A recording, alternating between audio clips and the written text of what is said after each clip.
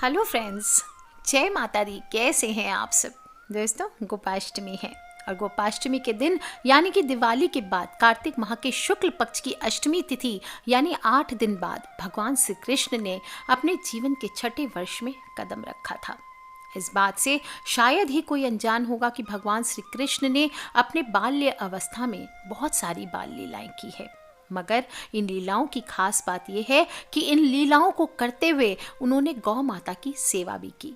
जब उन्होंने अपने जीवन के छठे वर्ष में प्रवेश करा तब वे अपनी मैया यशोदा से जिद करने लगे कि वे अब बड़े हो गए हैं और बछड़े को चराने के बजाय वे गैया चराना चाहते हैं।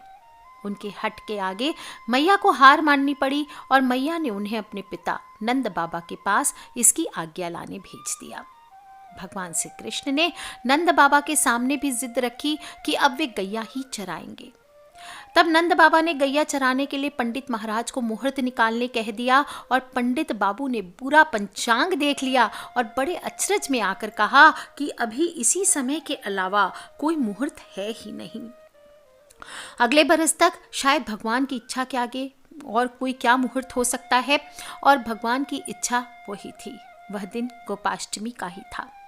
तब श्री कृष्ण भगवान ने उस दिन से गैया पालन शुरू किया और उस दिन माता ने अपने कान्हा को बहुत ही सुंदर तैयार किया। मोर मुकुट लगाया, पैरों में घुंघरू पहनाए, सुंदर सी पादुका पहनने को दी, लेकिन कान्हा ने वो पादुकाएं नहीं पहनी। उन्होंने मैया से कहा, अगर तुम इन सभी गैया को चरण पादुका पैरों में बांधोगी तभी मैं भी यह पहनूंगा। और मैया ये देखकर भावुक हो गई और कृष्ण बिना पैरों में कुछ पहने अपनी गैया को चारण के लिए ले गए।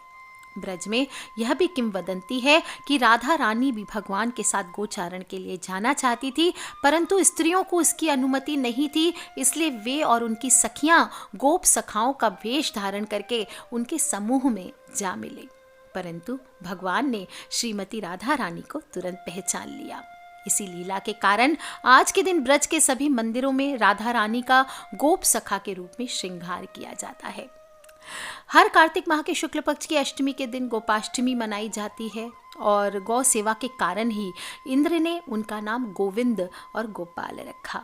गौ जिनके पूरे शरीर में सभी देवताओं का वास माना गया है। गौ माता की एक आंख में सूर्य, दूसरी आंख में चंद्र देव का वास है और इस धरती पर साक्षात देवी स्वरूप है। अन्नपूर्णा देवी है, कामधेनु है, समस्त मनोकामनाओं को पूर्ण करने वाली है और उनके प्रत्येक अंग में दिव्य शक्तियां होने का वर्णन मिलता है। गाय के गोबर में लक्ष्मी, गौमूत्र में भवानी और गंगा का वास, चरणों के अग्रभाग में आकाशवारी देवता, रंभाने की आवाज में प्रजापति और थनों में समुद्र प्रतिष्ठित है। ऐसे में यह तय है कि गौ माता की सेवा निष्पक्ष और निस्वार्थ रूप से करने वालों पर देवी देवताओं की विशेषकर भगवान श्री कृष्ण की कृपा बनी ही रहती है। गौ माता के खुर में नाग देवता का वास होता है। जहां गौ माता विचरण करती है उस जगह कभी भी सांप, बिच्छू, कोई विषधर जंतु आते ही नहीं हैं और गौ माता के गोबर में लक्ष्मी माँ का वास होता है। इसलिए ही आपको हमेशा कहती हूँ कि गोबर से बने कंडे को आप जलाएं, इससे नकारात्मक ऊर्जा का भी नाश होता है। रोजाना अपने घर, दुकान, मंदिर, परिसर सभी पर धूप करने से वातावरण शुद्ध होता है, सकारात्मकता आती है। नियमित उनमें अग्नि प्रज्वलित करने से, गौ घी से हवन करने से समृद्धि बढ़ती है, समस्याओं का, संकटों का नाश होता है और गौ माता के सींग में समस्त तीर्थ प्रतिष्ठित है। मध्य भाग में ब्रह्मा जी हैं, ललाट में गौरी है और नासिका के अस्थि भाग में भगवान कार्तिकेय प्रतिष्ठित है। गौ माता में सभी तीर्थों का निवास माना जाता है। 68 करोड़ तीर्थ और 33 कोटि देवी देवताओं का चलता फिरता विग्रह गौ माता ही है। और यदि आप किसी कारणवश तीर्थ जाने में असमर्थ हैं तो गौ की सेवा करने मात्र से सभी तीर्थों का पुण्य घर बैठे प्राप्त हो जाता है। कहीं कहीं ऐसा भी कहा जाता है कि कृष्ण जी ने अपनी सबसे छोटी उंगली से गोवर्धन पर्वत को उठा लिया था, जिसके बाद से गोवर्धन पूजा की जाती है। और ब्रज में इंद्र का प्रकोप इस तरह बरसा कि लगातार 7 दिनों तक प्रतिपदा से लेकर सप्तमी तक बारिश होती रही। और श्री कृष्ण भगवान ने गोप गोपियों की रक्षा के लिए गोवर्धन पर्वत को अपनी चुटकी उंगली पर उठाए रखा। गोपाष्टमी के दिन ही भगवान इंद्र ने अपनी हार स्वीकार की थी, जिसके बाद श्री कृष्ण भगवान ने गोवर्धन पर्वत को नीचे रखा था। इसलिए ब्रज धाम का यह प्रमुख पर्व भी माना जाता है। बहुत ही खूबसूरत, अति उत्तम फलदायक व्रत है और जो लोग भी नियम पूर्वक कार्तिक स्नान करते हैं, जप होम अर्चन का फल पाना चाहते हैं, वैसे सभी को गोपाष्टमी में गौ की पूजन करनी चाहिए। लेकिन विशेष रूप से कार्तिक नहाने वालों को गोपाष्टमी पूजन जरूर करना चाहिए। इस दिन गोवर्धन पर्वत, गौ, बछड़े, भगवान श्री कृष्ण, इनकी पूजा करने का विधान आता है। सुबह सुबह उठकर पहले खुद स्नान करके स्वच्छ वस्त्र धारण कर ले। फिर गौ माता अगर हैं आसपास तो सब साफ पानी से स्नान कराएं। इसके बाद रोली चंदन से उनको तिलक करें, खुद के फॉरहेड पर तिलक करें, पुष्प अक्षत धूप अर्पित करें। गाय बैल बछड़े जो भी हों उनको स्नान करवा के सुंदर आभूषण माला आदि पहनाएं। आभूषण संभव ना भी हो तो उनके सींगों को रंग से सजाया जाता है और पीले फूलों की माला से सजाते हैं। हरा चारा हुआ, हरा मटर हुआ, गुड़ हुआ, रोटी हुआ, ये इनको खिलाना चाहिए। गौओं को भोजन बना के खिलाएं। जो भी मनुष्य इस प्रकार से इस दिन इनकी सेवा करता है, विधिवत इनकी आराधना करता है, उसे सभी मनोकामनाएं जरूर पूर्ण होती है। उनकी आरती करें, उनके पैर छुएं, उनकी परिक्रमा करें, कुछ दूर तक साथ लेकर टहलने जाएं और माना जाता है ऐसा करने से भी आपकी मनोकामनाएं पूर्ण होती है। कहीं कहीं पर गऊ के नीचे से निकलना बेहद शुभ माना जाता है।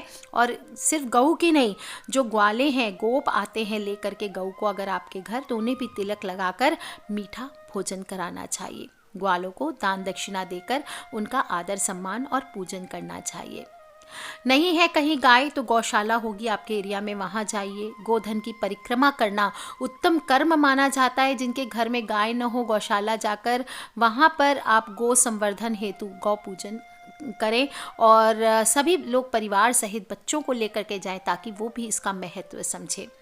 दीपक हुआ, गुड़, केला, लड्डू, फूल माला, गंगा जल, जो भी चीज़ें आपके पास है वो ले करके जाइए और गऊओं से पहले श्री कृष्ण की पूजा करके फिर आप गऊ को तिलक कीजिए। हरा चारा, गुड़, जो भी खिलाना चाहते हैं, सुख समृद्धि की कामना करते हुए उनको खिलाएं। दोस्तों, सभी लोगों को गौ माता का पूजन कर उसके वैज्ञानिक, आध्यात्मिक और ज्योतिष महत्व को समझकर गौ रक्षा और गौ संवर्धन का संकल्प करना चाहिए। विष्णु प्रिया तुलसी पत्ते के बिना भगवान श्री हरि विष्णु की पूजा अधूरी मानी जाती है और सिर्फ औषधीय गुणों से भरपूर नहीं होती बल्कि इसके ज्योतिष फायदे भी होते हैं। और अगर आपको लग रहा है कि कोई आपके घर पे कुछ कर दिया है, कोई आपके जीवन को बांध दिया, किसी ने आपको परेशान कर रखा है, कोई आपका पीछा नहीं छोड़ रहा, और अगर आपको लगता है किसी ने आपके ऊपर नकारात्मकता डाल दी है, तो आपको मैं बता दूं, अगर आपको थोड़ी भी नकारात्मक शक्तियों का एहसास हो रहा है तो इस दिन एक रोटी ले लीजिए या घास खिलाने जा रहे हैं गऊ को तो वही ले लीजिए और उसमें 5 पत्ते तुलसी के आपको ज़रूर रखना है और फिर गऊ को खिला देना है। अब फिर गऊ की पूजा करें और इन पत्तों को आप उसमें रोटी के ऊपर रखने से पहले या घास के ऊपर रखने के पहले अपनी मनोकामना बोलें। कुछ ही दिनों में आप देखेंगे आपके जीवन में फ़र्क आने लगा है। ऐसा करने से कहा जाता है सोई किस्मत भी जाग उठती है। और इस दिन भगवान विष्णु के गोविंद स्वरूप का ध्यान करते हुए गीता के 8वें अध्याय का पाठ भी करना चाहिए। ओम गोविंदाय नमः, ओम गोपालाय नमः, इस प्रकार से गोविंद जय जय, गोपाल जय जय करते हुए पूरा दिन व्यतीत करना चाहिए। दोस्तों, गोपाष्टमी के दिन इस प्रकार से उपाय करने से सुख समृद्धि की प्राप्ति होती है, घर परिवार में लक्ष्मी का वास होता है। और इस दिन आप चाहें तो काली गाय को भिगोई हुई उड़द भी खिला सकते हैं, ये भी पारिवारिक सुख समृद्धि के लिए विशेष होता है। आज से 43 डेज तक लगातार अगर लगता है नकारात्मकता भर गई है घर में, तो आपको 43 डेज तक लगातार गाय के उपले की धुनी करनी चाहिए। और धार्मिक पुराणों में गाय को गौ माता कहा जाता है। जिस प्रकार एक माँ अपनी संतान को हर सुख देना चाहती है, उसी प्रकार से गौ माता की अगर आप सेवा करते हैं तो वो भी अपने बच्चों को कोमल हृदय में स्थान देती है, उनकी हर इच्छा को पूर्ण करती है। इसीलिए गोपाष्टमी के दिन गौ सेवा करने वाले व्यक्ति के जीवन में कभी संकट नहीं आता। गाय का दूध, घी, दही, छाछ, इनका गौमूत्र भी स्वास्थ्यवर्धक माना गया है। और ये त्योहार हमें याद दिलाता है कि मानव जीवन गौ माता का ऋणी है। हमें उनका सम्मान और सेवा करनी चाहिए, सभी को करनी चाहिए। गौ माता के शरीर से निकलने वाली ऊर्जा प्राणी के लिए वरदान से कम नहीं है, ये अपने बच्चों को भी समझाना चाहिए। और इस अपने भक्त की सभी विपदाओं को हरने वाली देवी है और लोक और परलोक के कष्ट कटते हैं। शनि की दशा हो, अंतरदशा हो, 7.5 हो, तो उन सभी लोगों को आज के दिन काली गाय का पूजन करना चाहिए और काली गौ को आप रोटी गुड़ आदि खिलाएं, काले तिल खिलाएं। इससे आपके सभी प्रकार के कष्ट दूर होते हैं। कहते हैं सब कुछ पाना है तो केवल गाय की पूजा कर लो, किसी भी चीज़ की कमी नहीं रहेगी। और गौ माता जिस जगह खड़ी रहकर आनंद पूर्वक चैन की सांस लेती है, उस घर का वास्तु दोष स्वतः ही नष्ट हो जाता है। बस ये ध्यान रखना है कि जहाँ सेवा करते हैं गौ माता की, वहाँ साफ सफाई का विशेष ध्यान रखना चाहिए और ऐसी सेवा करने वाले प्राणी को कपिला गाय के बराबर पुण्य की प्राप्ति होती है। जीवन के बाद मोक्ष प्राप्ति का सीधा मार्ग गौ सेवा ही है और जो भी व्यक्ति इस प्रकार से गोपाष्टमी पर गौ माता की सेवा पूजा करता है, उसकी सभी प्रकार की विपदाएं गौ माता हरती है। माता रानी गौ माता आपकी, आपके परिवार की, आपके फ्रेंड्स फैमिली, मम्मी पापा, भाई बहन, बच्चे, सभी समस्त परिवार की, समस्त विश्व की और इस कोरोना काल में खासकर गोपाष्टमी की पूजा करके गौमूत्र पंचगव्य का सेवन कीजिए, पंचगव्य से स्नान कीजिए। ये सभी के लिए बहुत लाभदायक है। तो कर लीजिए ये उपाय और अपने फ्रेंड्स फैमिली, मम्मी पापा, भाई बहन, बच्चे सभी लोगों से इसे शेयर करना बिल्कुल ना भूलें। खिलखिलाते रहे, मुस्कुराते रहे, सब्सक्राइब करके रखें ताकि आने वाले वीडियो से आप और मैं कनेक्टेड रहें। Love you all friends, take care. जय माता दी, बम बम भोलेनाथ की। आप सभी को गोपाष्टमी की हार्दिक शुभकामनाएं। बोलिए कृष्ण कन्हैया लाल की जय।